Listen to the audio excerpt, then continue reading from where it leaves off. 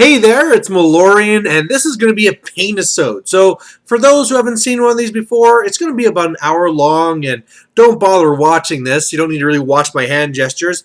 The whole idea here is I'm going to be doing some painting and talking about Warhammer and some War Machine stuff and stuff like that. And at the same time, while you're listening, you can be painting your own thing. So after an hour, you have stuff painted, I have stuff painted, and we've just been yapping and listening to garbage for about an hour. But I actually have a couple of things I want to really talk about today.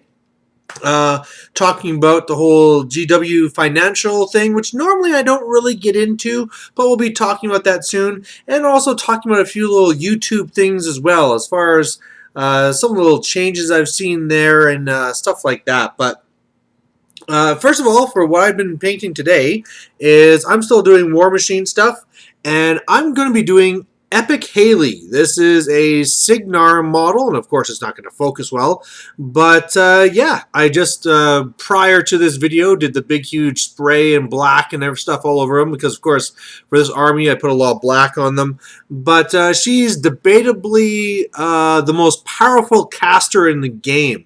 For those who are just play no War Machine and want to know, like, imagine this in fantasy. You have a leader that has the power so that once per game, everything within 18 inches of her, every unit within 18 inches of her has to choose whether it's going to move or attack. You can't do both, and she also gets to pick what order it's in. So that's a pretty big deal. Plus, she can use her magic to move you around wherever she wants you to be. So she's pretty powerful.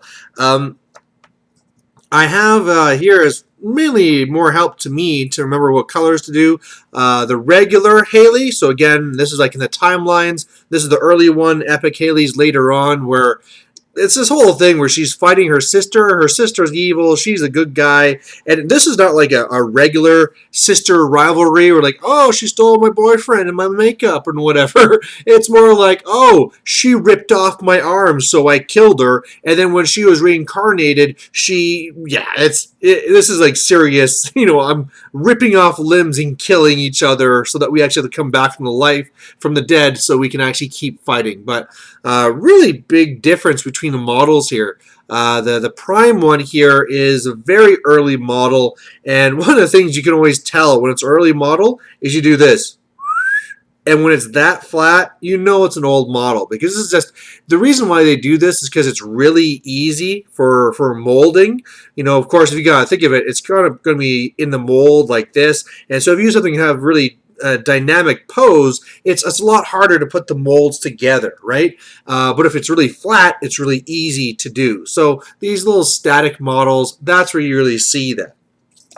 Epic Haley has a lot more to her. You know, like the biggest thing is the hooker pole that she's kind of holding on to there in a very weird pose. Like, you think, like, when you first look at this where it's all black, you kind of figure that's like, oh, she's holding her spear up in the sky. But really, it's like, man, I can almost can't even contort my arm to be, it's going, I mean, like, and the spear is going behind the elbow. Like, that's the thing, is the spear she's holding is it's like, that's why they call it the hooker pole, because she's clearly doing some sort of like spin or something. It makes no sense. But of course, the other big thing is that she has that big huge cape that's flowing all around her. So apparently that's the big difference, is that when you go to Epic, your cape gets bigger. Maybe when they do Haley 3, she's just going to be a big scarf. You know, you wouldn't actually take her as a separate character. It's just a scarf you put on another character or something like that. But that's who I'm going to be painting. Oh, man. At some point, I really need to get back to doing the regular units. But the unit I have to be doing next has quite a few details on it. So, to be honest, I'm a little bit scared. You know, it's one of these things where I can knock out a character in an hour, and that's no problem. But some of these units, it's just so many details to go through. And, of course, the more I look at it, the more shortcuts I start thinking, like, oh, well, I can just make all this area green or all this black. I don't really need to pick out all this detail. And then I have to say, like, whoa, let's rethink this before we kind of just do a super sloppy job. which, knowing my track record, I'm just going to do a sloppy job in the end anyway. I'm just delaying it. But right now, this model's still wet. I made the same mistake last time where I didn't really do that first wash until I basically start to show. And the problem is, especially with a model like this that has so many creases in it, it really holds in that paint. And one of the biggest mistakes you can do is start painting on this before it's dry, because what will happen is when that paint touches that wetness, it just spreads, and it's just like, oh, you wanted that line to be brown, sorry, waterfall, and now it's all over the place. So you don't gain anything by rushing. Of course, if you're on a 1 hour clock, then all of a sudden it might be a little bit more important. I'm just looking at this like, oh man, I could do this for this detail and this, and then I realized, like I said on this one, oh, I just made her entire chest silver. Oh, okay, that makes that much simpler. Something that's not even here too is some of these other guys on their cloaks, they have, say, like a trim on the outside, so at least you kind of break up the whole black cloak thing by doing that red trim, but this one doesn't even have that. So it really will be just a bunch of black. I've seen some other people paint this model, so it's not so much her cloak going around, it's almost like a wind of magic type thing, and that always looks kind of cool, but really, if you look at it, it is her cape, so you are kind of lying to yourself if you do that. It is a two-piece model. If you look at it here, there's kind of like this main section of her here, and then there's this twirl at the bottom. You can actually, that is separate, so I didn't have to have that huge twirl at the bottom. And I guess that would bring the whole super mega cloak a little bit more under control. But hey, if you're going to be playing the most powerful caster in the game, you might as well make her impressive. I had a question on the last video as to why I always leave the door open.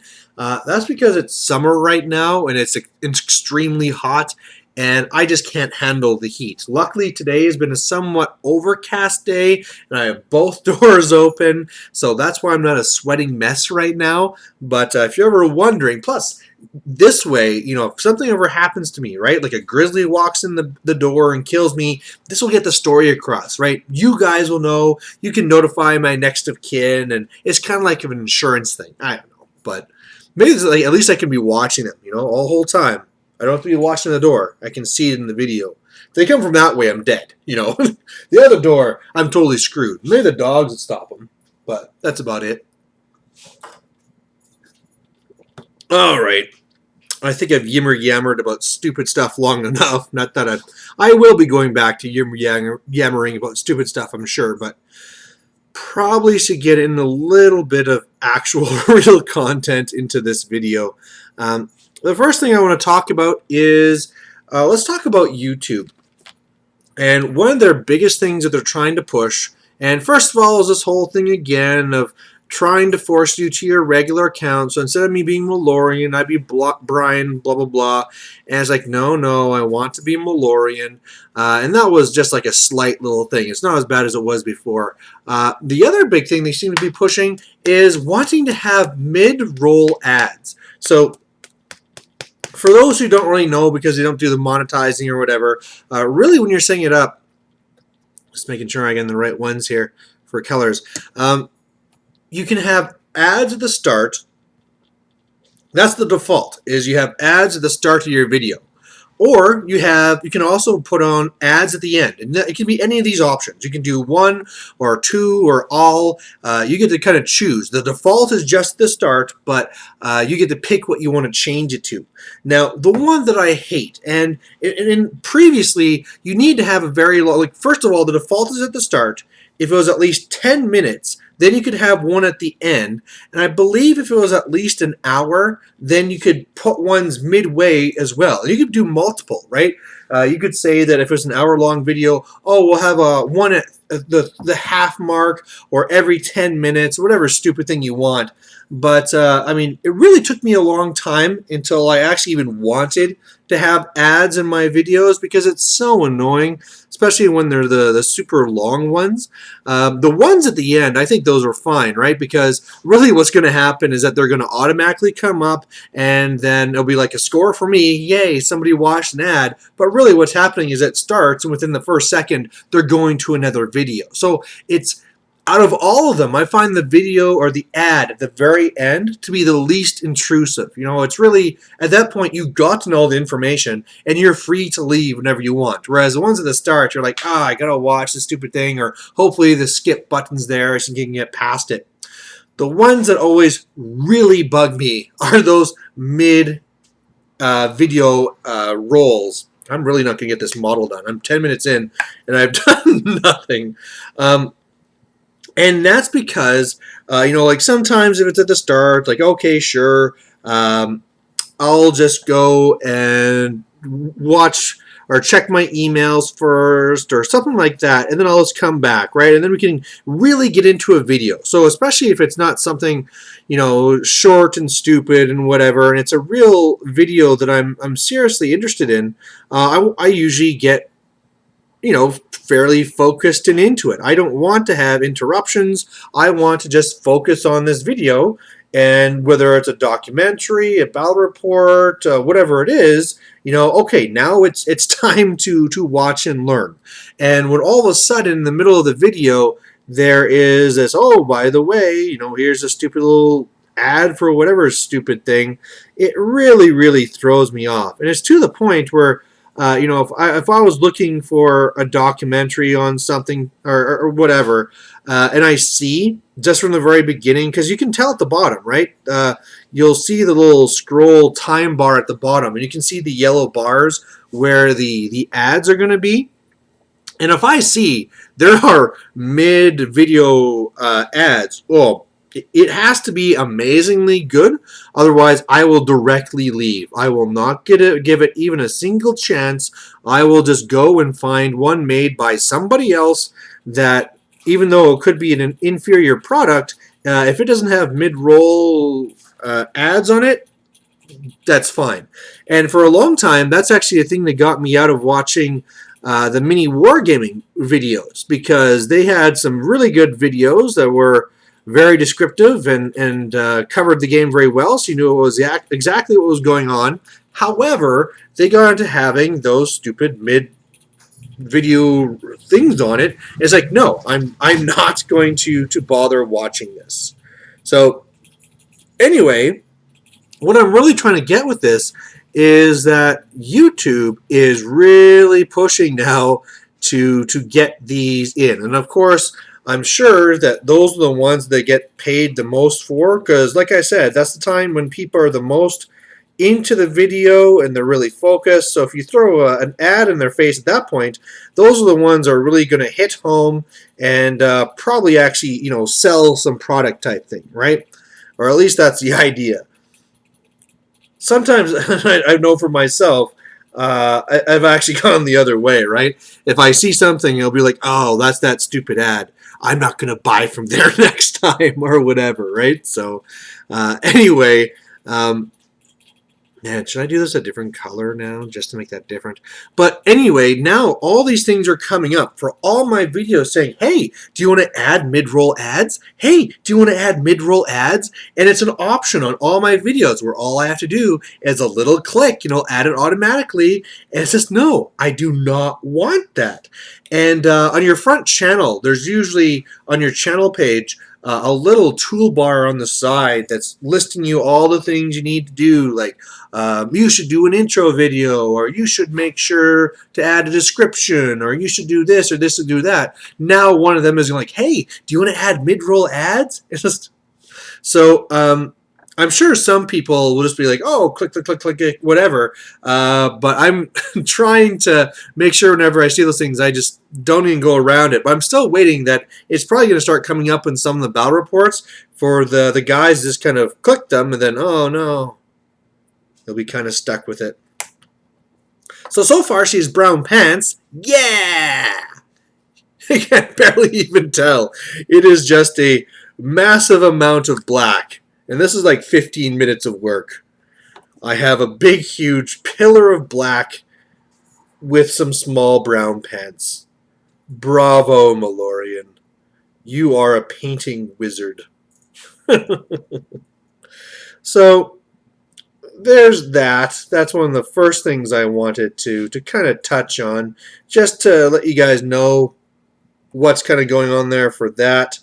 Um, Another thing I realized too is I'm actually, for a long time, shut up. It's the dogs. Um, I didn't actually know how much I was making from my videos, and I always just hear from everyone else is just how low it is. So I just assume mine's low too.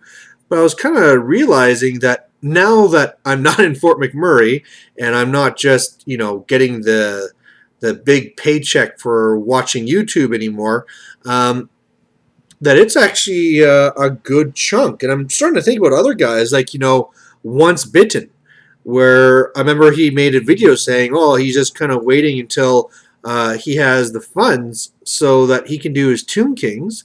And I know that he uses his YouTube earnings to go towards it. And it's like, well, you know, I can't say exactly how much he's making, but I mean, it should be a good portion larger than mine, and so it's got to be pretty nice. And then, of course, once I start thinking about that, I start thinking about some of the other guys. Because again, I think I'm somewhere like I'm just shy of 5,300 subscribers now, which for battle reports is not too bad for fantasy and stuff. But when it comes to anything else, that's so small. And so when you think of some of these other ones, like just this last week, Geek and Sundry got to 1 million subscribers, and they are just extremely popular. And I'm not suggesting in any way that I'm going to be able to compete with them. However, it's just the idea that just the money these guys must be making just from YouTube. I mean, I'm always kind of wondering, like, I'd like to know, like, for the people who are in the NFL, that's their job. They play football, and that's that. When you get to the CFL, the Canadian Football League, they need to have side jobs. Their football career isn't enough to carry them. Plus, it's not like you play football forever, so especially if you're not going to be making millions of dollars, then over, a 5-year or whatever career you're going to have, you just cannot base everything on that. You need to have a side job as well. And what I'm really trying to get to is I'm always wondering from these YouTube channels that are big, at what stage does that just become their job, right? They have no other job. They just do YouTube. And just thinking again, like back to the times where I was wondering about whether I could do like Malorian daily and all this stuff. At what point for other people is like that's just a reality, right? Especially for the ones like say if they do video game reviews or something like this, like that's their job, right? You wake up in the morning, you play video games. And, it's not even a thing where you might go and do, like, a tactical review of it after. It's like, oh, well, this build is better than this build and whatever, right? This is the walkthrough for this. It's more, actually, for a lot of them, just, hey, watch me play. I still remember one of my buddies telling me about how that was the way that he did it on Twitch. And, that wasn't his whole job or anything. He was actually in the army and stuff like this, but when he was actually off, basically, and at home, he would just play video games. And he'd be like, hey, let's go beat this boss. And I'm going to beat this boss with a knife. And I'm going to do this. I'm going to do that.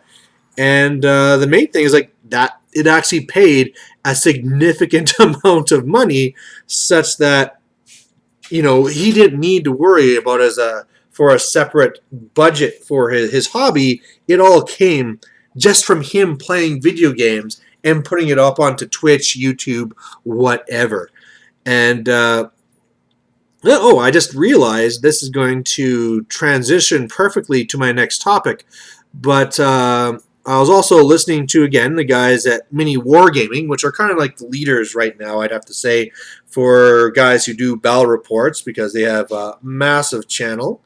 But he was saying that, like, what was it, 3 years in a row, they doubled the people that they had going to their vault. So the vault is kind of like this paid subscription area where you can go to get their better videos or archive videos and stuff like that. So you got to think. I mean, that's people, like, again, that's funding people's job. You know, I just have to make videos which will go to the vault, and that's what I need to do for my living. Now, in the last one, I made the rod metal. Should I make this stripper pole actually made of wood? I think not. Well, the problem is that she has a robot arm, so it'll be kind of gray onto gray, or silver onto silver, but I could always, it's not like I only have one shade of silver. Anywho, back to that transition I was talking about. As well, I was watching on there, and it had a reaction for one of the guys there, Matt, and what the GW financial situation was. And I gotta say, for the most part, over the years, whenever it's the every 6 month time that GW has to release their financials and all the rest of it, I really don't care, right? They're the big dogs in the yard, and the thing that I know from my job and statistics is that you can bend numbers to make it show whatever you want, right? You can twist it and just focus on certain bits of information so that things can look really good, or you can make it look really bad. And so the people who hate GW, they would just give a biased opinion of, hey, look at this, GW is in ruins. Whereas the GW fanboys would be like, no, look at this, everything's going swell. And you just don't get anything from it, right? Year after year, GW keeps going, and it's like, wow, why do we even bother looking at this? Because it never, ever comes to anything.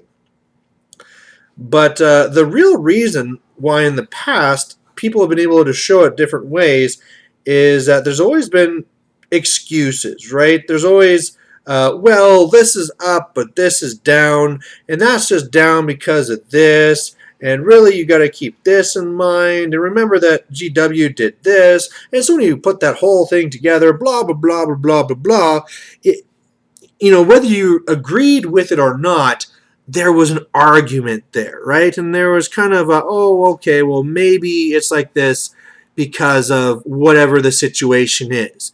And so at the very least, it always left you with this feeling of possibilities, right? Of, well, okay, maybe it's not as simple as the naysayers or the fanboys are putting it, and there's another part of this story that people aren't really sharing.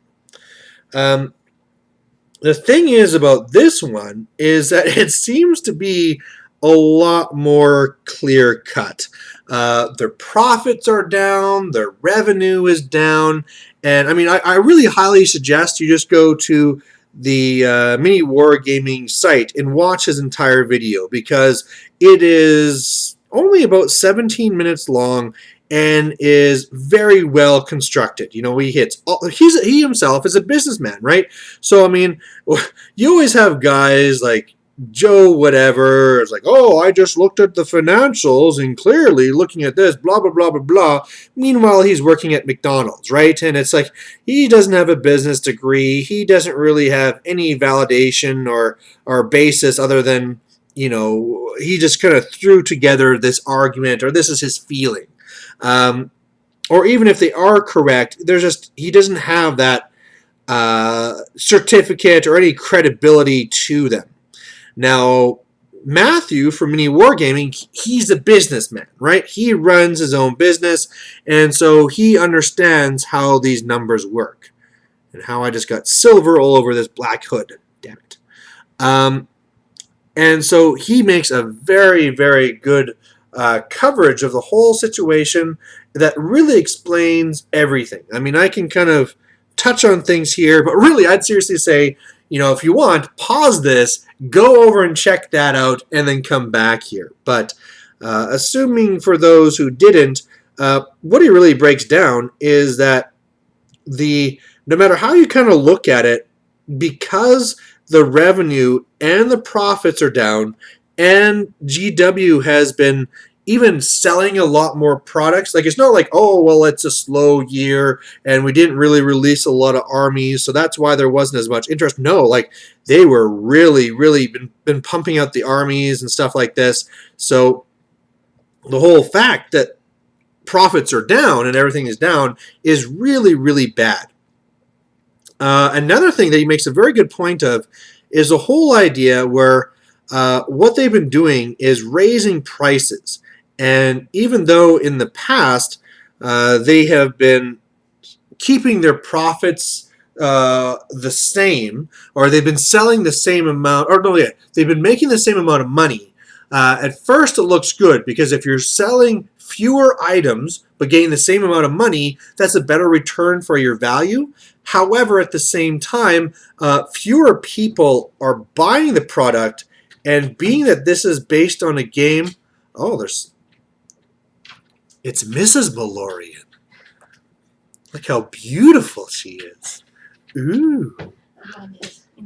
And she's on the phone. Call now.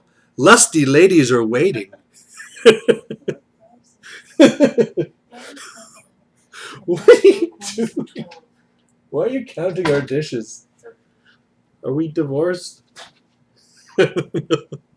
So there you go, our guest, Mrs. Malorian. Now I'm totally off my groove. Totally forgot where I was. But anyway, the main thing I'm trying to get to is that, I remember where I was at. In a game that's based on needing to have lots of people in the hobby. Because if you don't have lots of people in the hobby, it's like, well, I could buy these things, but I have nobody to play them with. That was a big thing for me before with Blood Bowl. I loved the idea of Blood Bowl. I was watching reports of it on, just on forums and then on YouTube and stuff like this, but nobody played. And so I made an army, and it just sat there for years until eventually I found somebody who wanted it and just sold it really quick and just like, yeah, sure, take it, get out of here. And in the past, that's been one of the things that would hold back GW's competitors, is that they would say like, well, we could play War Machine, but there's 50 Games Workshop players, and there's only like 1 or 2 War Machine players. So clearly, if you want to be getting games every week, you better go for the game that people actually play. And so that was a really big tactical advantage for Games Workshop. However, now they're getting into an area where fewer people are in the game, right? They're selling the same amount, however, they're selling less stuff. Now, again, that doesn't automatically mean there's fewer people playing the game, all right? You could have veterans that aren't really buying stuff because they already have it. Say for me, right? You could have a new Orc book come out tomorrow, and I probably need to buy nothing because I have enough of other models I could just make work for it. However, and of course I have no data to actually really back this up, but you keep on hearing over and over again from the different areas that more and more there are fewer 40K and fewer fantasy players and more of these other systems, right? Be it Malifaux, be it X-Wing, Attack Wing, War Machine, Dystopian Wars. These competitors are really starting to get into this, and it's really because GW created this market where it's more for the elite and things are getting more expensive, that people are looking to these other areas, and so these games that sell them for a lot cheaper, they're just gobbling up all that market. So definitely something that GW really has to do something about. And with this, I guess, I can't remember the title of it. Is it like whether it's like the CEO or whatever it is, chairman, actually stepped down. So with this could mean a whole bunch of changes. So who knows what that could be, whether they're going to change their whole process, so they're going to start lowering prices back to a more affordable level. of whether they're going to really be focusing on the rules, what they're going to be doing, but we should be, between having new management and the change in the market, we just really should expect GW to do something different. So that's really all I want to say on it. Again, I'm almost being hypocritical here because I'm talking about the people that say all these things about all this financial stuff when they have no financial background, and really, apart from some very low level university courses on accounting, I'm no accountant, I'm no businessman, so I can only give, again, what I hear from other areas and really kind of my own little opinion. So I should probably cut off there before I get overly hypocritical. It's okay if I'm a little bit hypocritical. It comes with the whole YouTube thing. But yeah, I probably should have a little bit of integrity. So we'll cut it off there. Just so you know what's going on with my model now, and I did some silver, so she's not just a rod of black anymore. You can actually see some random silver thrown into there. I now realize I forgot to do her stupid little backpack on the back, so we'll pull that same silver right back out again. That's always the most annoying thing, eh? At least now I caught it before I'm on to the next color. But, it's annoying enough when you've already cleaned off your brush and you're all ready to do the next one and you catch it. But it's even worse when you've actually started doing the next color and you're left with like, well, I could either waste the paint on my brush and really throw myself off and go back and fix that, or I can continue on my way, which might be a little bit more efficient, but this thing is going to be weighing in, and it's almost like a weight on your back that's saying, hey, this isn't done yet, this isn't done yet. And it's just because of this thing, because if you don't paint it now, you're going to miss it, and it's not going to be to the end where you're sealing the model or doing your final wash. You're like, damn it, I never did that detail, I never fixed it. So there you go, she has a silver backpack, hurrah. So we're halfway through our show. Covered the two main topics I wanted to talk about. Also had our special guest, Mrs. Malorian, come on the show. I'm really wondering why she needed to come up here and count the plates. It was even like the fancy plates. Like on the one side, we have like the plates that she picked, which are kind of like the dinner plates when people come over. And then there's the ones that I picked that actually have like a gold trim and stuff like this. The really fancy ones for like when the grandparents come over. And she was counting those. I don't know why. So, mysteries. If you want to put forward a conspiracy theory on what you think it is, move this chair up. Post it down below. Is she planning to pack up and split and run, or is she planning a big surprise party?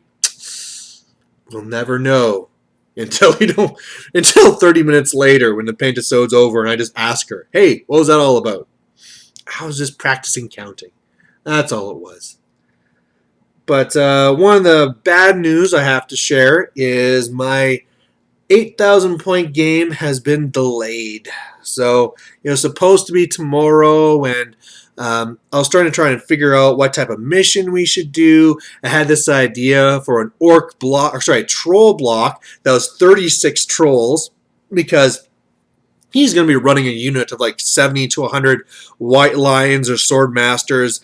So I need like a big unit if I want to fight them. I was like, oh, that'd be awesome. But right now, it turned out that they went for a last-second camping trip. He's on, a vacation right now, so he might as well use his time to be doing something like that. So makes sense. Hopefully, we'll be able to reschedule it later. But yeah, there'll be a lot of other games to play. One of the ones that should be coming up will be a Siege game. So where we are, I already posted up the one last battle report that had my Orcs versus Lizardmen for the Watchtower. I really thought I had that thing in the bag. Man, going towards that game in the beginning, I was like, he has no chance. But unfortunately, he's another strong player, and he kind of saw where I was going with this and played and planned appropriately, and it didn't really go my way. Luckily, I didn't really lose anything. I didn't lose any land. The negatives for the rolls weren't anything too serious. But yeah, now next up here will be another round where we'll get to make movement on the map, and so I can continue fortifying the center of the island. And then after that is kind of like this special battle. So normally what happens is you have these guys, your armies on the map. This is the Mighty Empires map. And you move them around, and you can be picking fights with other armies, and there'll be challenges after and stuff. And I mean, normally, if you move your army onto another one, that's the one you have to challenge first, and all this stuff. What's going to happen here is that we're actually going to break into teams, and out of the 6 of us, 4 of us will be doing a siege battle. So I have a castle. Kieran Dunleavy has a castle. I'm sure some of the other guys have a castle too. And then from that, let's see. Should I actually give... No, those are robot fingers. Those are also robot fingers. The other 2 guys will be playing a Watchtower mission. And the way that works is that as soon as... I mean, I did read this. I'm just... from talking to the other guys. As soon as that game is done, I assume only the winner gets to then... Because normally in a siege game, you have your main force that's defending the castle, and then you have a reserve force that gets to come in after, and they're trying to get to the front gate. In this one here, you'll have no relief force, and what it will be is that it'll be the guys from that other game that must be the winner, his remaining troops or something like that, will get to come on as a relief force. Personally, it sounds overly complicated, and I don't think it'll actually do anything, because what I found in siege games is that the relief force really doesn't do anything. By then, because I mean, like right away, they're assaulting your castle first turn. They start really close so that you're pretty much always charging it. And I mean, you gotta expect that we're gonna... Let's say that the Watchtower stops on turn 4 as soon as it can stop. 4 turns of siege, a lot of crap is dead, and the game's already well in the way. Now again, let's assume that on turn 4 everything ends. That means on turn 5 the relief force will be coming onto the board. Turn 6, they probably can't charge because they're too far away, so they can move up. Turn 7, they could then charge in, but at that point, I mean, like, the game's already over. So I don't really think it'll have that much of an effect. Again, if the siege or if the Watchtower goes like a normal length of like 6 turns or something, it's just game over, right? The only thing I can see that's going to change that relationship is the whole idea that the people playing the siege, because most people aren't used to siege, will be playing a little bit slower. Whereas the people doing the Watchtower, it's going to be a lot more straightforward. They're used to it. It'll be go, go, go. And maybe it could be that by the time that they're done their turn 5, turn 6, it's only turn 2 or turn 3 on the siege table. So maybe that can make a change. But even then, the best thing about this that really matters is just the idea of the atmosphere of it, right? It's not like, oh, okay, I arranged my local game down at the Games Workshop, and I'm going to go there and play against Joe somebody. It's really team versus team, and you're all going to be playing your games at the same time, at the same place, and you're going to be like, hey, buddy, how's your game going? You're winning? That's awesome. I'm winning too. How about over there? Oh, you're losing? Well, come on, you better win or else you're buying beers or whatever, right? So that whole atmosphere, when the whole team's together, it's even more than a tournament, right? Because at a tournament, you feel like you're part of something more, right? If you're at a tournament, it's an event that you're playing at. When you're there doing it as a team, it really is having that even extra. You're part of an event, and to put it simply, you're part of the team, right? And you're actually invested in what's happening in all the other games. It's not like you're just looking around. It's like, oh yeah, the Chaos Dwarves look like they're doing really well. Man, he'll probably be one of our contenders here when we go to the undefeateds for round 3 or something like that. It's more looking around like, oh, how's the team doing and stuff like that. So that'll be really nice. Plus, I'll be looking to get more games in and everything else. And I should really be painting more. Oh, this is bad. Should really be trying to do more here. Tomorrow should be the Warhammer Weekly. So again, go and check that out on Long Island Wargaming. I got a note that this could be their last one for a while, and I'm not really sure why that would be. I know Tyler, he's gone pretty much because he had to go off to the UK and married and blah blah blah. So I mean that's kind of obvious for him what's going on, but I don't know why the other guys aren't. Actually, just because I'm recording doesn't mean I can't go onto my internet. So we'll see if Whoopie Womp got back to me. And I do have a response. The insider knowledge here.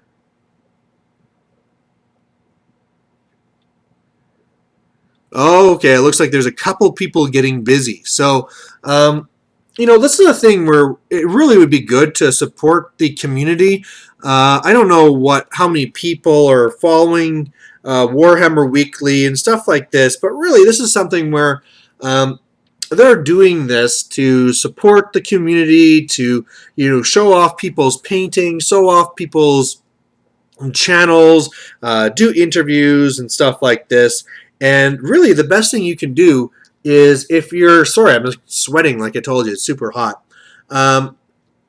If you have a new channel or something like that, or if you want to be part of it, man, just let them know. I mean, just go and message Long Island Wargaming or Whoopie Womp or something like this.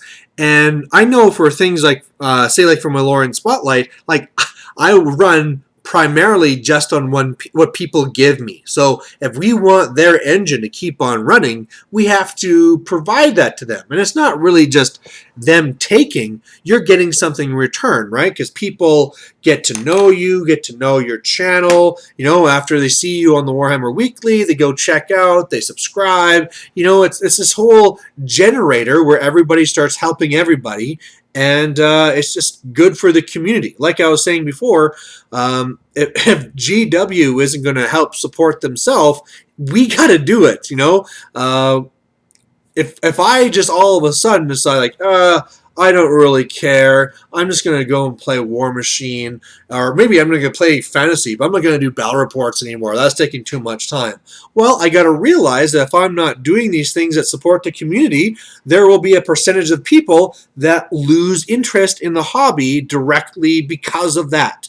And it's just one of those things. If you can give back, you're just going to be helping everybody, right? And it's a whole thing where maybe you're not getting the direct return, say like if it's not monetized or whatever, but hey, if in your area you can increase interest in the hobby, well then maybe the next time you go to a tournament, it won't be 10 people at the tournament, it'll be 20. It won't be 20, it'll be 40, 80, blah, blah, blah, blah, right? And it's really, you need to do that to grow it. Otherwise, it just decays and dies. So I have to talk to these guys to figure out what's going on. But definitely when you hear people are taking breaks, you got to know that's when they really need help, because it's all about habits, right? If they get in the habit where it's every single Wednesday, that's awesome. When all of a sudden you take a month break, there's like, we can skip another week, and then it just never happens again. So, yeah, go over to Long Island Wargaming, and if you're interested in being a guest over there, just let them know. With that, I might as well pump my own channel as well, and say that... Why did I put gold on this thing? Do you not have a pistol? I'm also needing more people for Malorian Spotlight. Like I said before, I was overwhelmed with them, but this time I just had a few, and I think one of the biggest differences is that last time at the end of my videos I gave out my email and stuff, and so it was a lot easier to contact me. It is just Malorian99 at hotmail.com. But yeah, I mean, I'm actually at the point right now where I have nothing really lined up. I'm waiting for one from Matthew Miller, which will take him a while to set up. But there's going to be no Malorian Spotlight until I get somebody. So if you either have a new channel that you want to get more people to know about it, or if you just want to have a second person to take a look at your list or your tactics, just let me know. Just contact me. We can figure out how you can actually get the video to me, and we will help each other. So, I mean, otherwise, I'll still just fill us up with orc tactical teams and my own battle reports and stuff like that. But if you guys want more of the Malorian Spotlight videos, I need material to work from. I was always wondering what would happen if other people did this. Like, let's say, for example, Once Bitten. If he did that, it makes you wonder what their comments would be on my lists, on my play styles. For some of it, I can kind of guess, like too many hordes or not enough support or all these different types of things.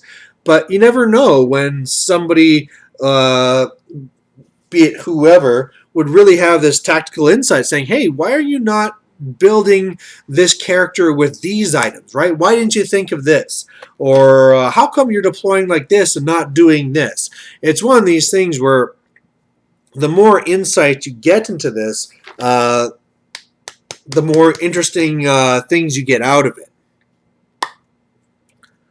Again, I'm still waiting for him to play that Archer Cloud idea for his Empire. When I was over at his place, we were talking about it, and whenever I shared the idea with anybody else, they're like, yeah, that could actually be really, really good.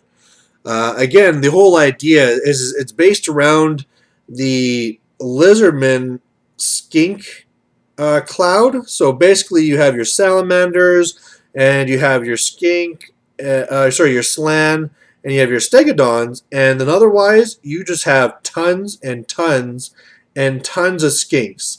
And basically what they are doing are controlling the board and really making sure that you are dictating to your opponent how the movement and control over the board, which then allows you to keep your slans safe, to keep your salamanders safe, and to deliver those stegodons. So the stegodons won't be redirected. You are setting up the charge lanes for your stegodon. Now, when it goes to the Empire side, what you have instead is, instead of the slan, you have the light council. Instead of salamanders, you're going to be having cannons. Instead of the stegodons, you're going to be having the steam tanks. And then instead of having the skinks, just tons and tons of skirmishing archers. And to be fair, skirmishing archers are not as effective as skinks. This is not even a debate. However, there's something really to be said for having cannons as opposed to having, poisoned giant blowpipes, and the damage that those can do, plus the damage that you can really do from a light council as opposed to a slan. Like, don't get me wrong, slan are powerful. Light councils can be very, very powerful. So I really do think that there's something there that people just aren't really doing yet. I mean, honestly, if you know of anyone who is playing that list, I'd be very keen to learn about it down below and just actually to watch, say, like a battle report of it in action. Because, like I said, it just seems to me that this would be such a great way to play. And I mean, I'm sure actually the reason why Once Bitten hasn't done it yet is he just simply does not own that many regular archers. We had talked about the idea that he could actually proxy it with Bretonnian archers, but then you have the whole thing of, our proxy's okay and blah, blah, blah, blah, blah. So that could be really playing in the part of why that's happening. It seems like just when I painted Kane, I'll be in the same issue here, that I spent too much time talking and losing time to me doing that first color, so I had to kind of waste time while I waited for it to dry. So I'm not actually going to have this model completely painted within the hour. However, she will be very far along. And to the point, at least, that when you see her across the table, you'd be like, oh yeah, that's you, Haley. I see what's going on. She also has this other cool ability where if you cast an offensive spell within 18 inches of her, and I'm saying 18 because there's this other little thing that extends it. So for those who do know War Machine, don't correct me. It basically is 18. Then she can also cast it herself. So again, applying this to Warhammer, just think of that and how awesome it would be. Is like, oh, did you just cast Purple Sun? Okay, that's fine. We'll resolve it. Okay, now it's my turn. Guess what I'm casting? Purple Sun right back in your face. You know, it's just one of these things where you force them to kind of consider, like, ooh, do I really want to cast this, knowing that now I'm also putting this into their arsenal? You know, would you really want to cast that Foot of Gork? Would you really want to cast that whatever? You know, you really have to make sure you're in a situation where you're getting more out of it. Oh no, than your opponent.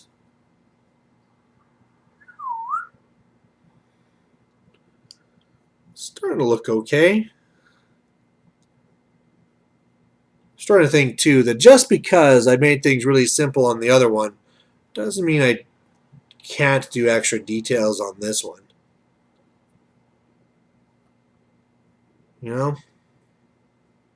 I mean, if you're going to be the best caster in the game, you should be looking a little bit more fancy than just everything is black except for all the other things that are all silver. Something else I wanted to kind of talk about is went to go see a movie yesterday. Went to go see Guardians of the Galaxy, and that was a great movie. Um, I had heard from, if you don't watch him, he's called Black Nerd, and it's not racist, it's what he calls himself. But what he said is that this Guardians of the Galaxy is really going to be a huge test for the Marvel line, because if it does well, that means that the doors are really open for them to really produce whatever they want. Because, I mean, it's one thing to stick to Superman and Batman and stuff like that, and it's another to go to a tree and a raccoon and stuff like this. And I think I may have mentioned this before. But anyway, the big thing I want to say is that now I actually got to finally watch the actual movie, and I gotta say, I mean, they hit it out of the park. That was an awesome movie. I mean, definitely one of those ones I could see me watching again right away. You know, it's still the only movie that I went to see multiple times in the theaters is Pacific Rim, and it's not at that point for me, but still, it's really good.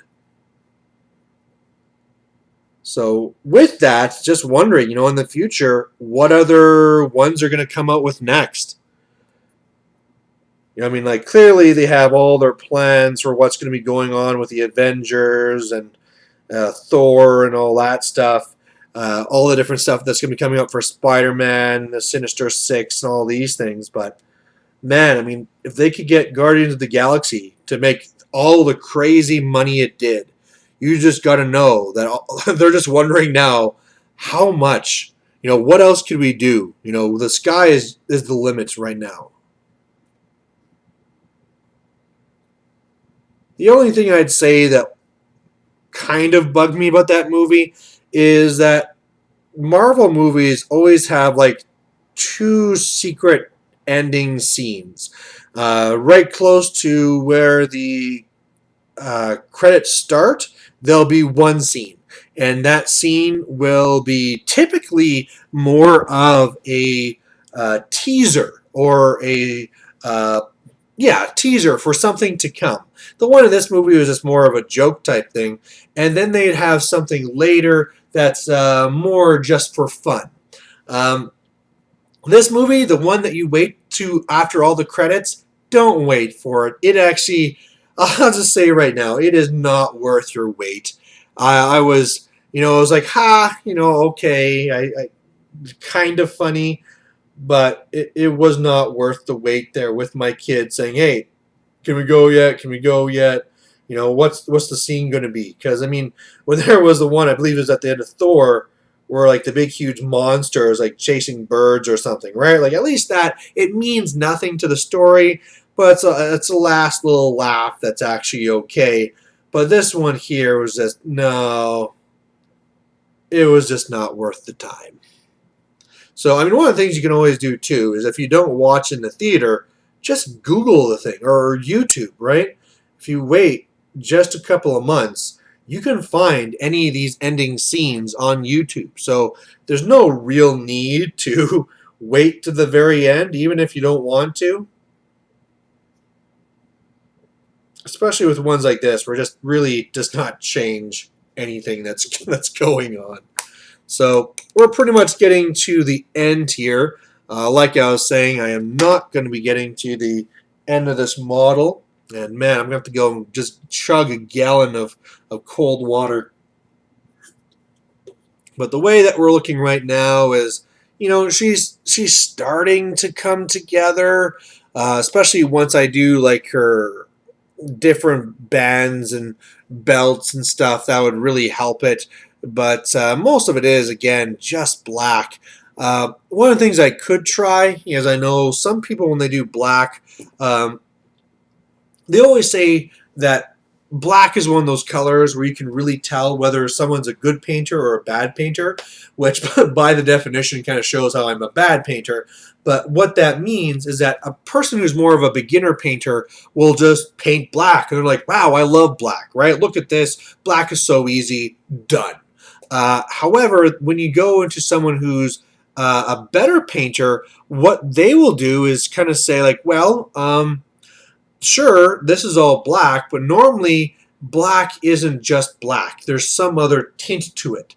And one of the best examples I got is, I mean, if you look at Batman or if you look at Superman's hair and the way that they do those in the comics, there's always like a highlight of the side that's either, say, like blue or purple and something like that. And it just really kind of makes it, or maybe it's a gray. Sometimes you see gray on the sides too. And really, once you put that on the model, it's kind of weird because you think that like if you put black on it, it would look like black. But once you put on those highlights onto the black, which is just removing the black, it gets so much more dynamic and looking that you actually get a better feel for that black. So I'm sure someone like Kieran Dunleavy could explain that way better than me. But to be honest, I mean, this is probably the perfect model for doing something like that because there's so much black and there's so many different curves there that I could be working off of. But to be honest, I'm not going to be doing that. So, yeah. We all know where I come in when it comes with this painting. If it's good enough to be on the table, I'm like, even for this War Machine stuff, for most War Machine tournaments, it doesn't even need to be painted. There's a couple it needs to be, or sometimes there'll be at least like an award for best painted, but by default, War Machine tournaments have no prize for being painted. So I have no real motivation to make it super. But anyway, sorry I didn't really finish a model during this. I really have to learn to do that first color before we start this. Man, I can't get done one model. So much for the days where I used to do like 5 models in one go in an hour. But yeah, there you have it. Thanks for watching the Paintisode. I would love to hear down below what you were working on, what you think of this whole GW financial thing. And this is one I'm sure could start some real debates.